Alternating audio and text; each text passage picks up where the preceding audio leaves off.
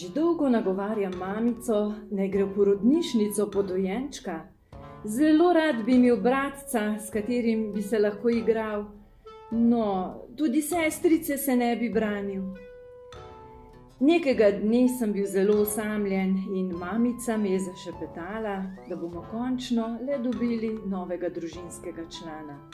Oče je smeje dodal, češ, da se male bagre kupi v trgovini, ne v porodnišnici.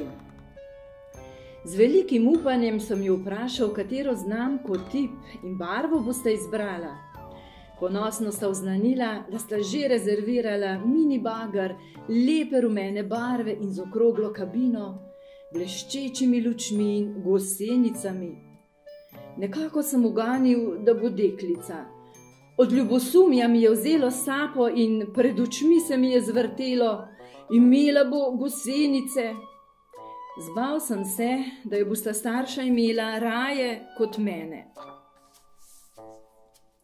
Napočil je dolgo pričakovani trenutek, ko sta starša domov pripeljala sestrico, Agico. Nesrečen sem se stisnil v kot in se tresel, motor mi je brnel z vso močjo.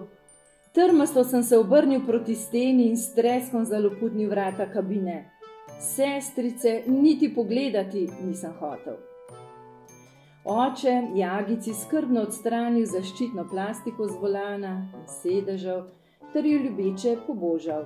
Ogrnil jo je z mehkimi odejicami in kmalu je zaspala.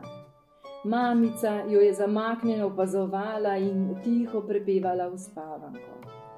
Prihiteli so tudi dedek in obe babici, ter vsi razneženo strmeli v to malo čudo.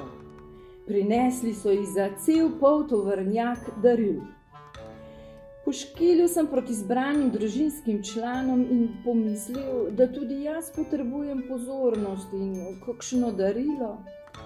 Nihče se ni zmenil zame, zato sem nenadoma glasno zahupal.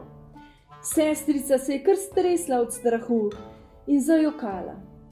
Pod njenim podvozjem pa sem opazil rumeno lužico. Vsi so me obtožujoče gledali.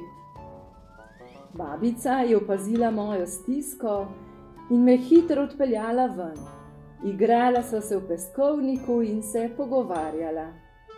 Izdelal sem 100 peščenih potičk in bil še kar srečen.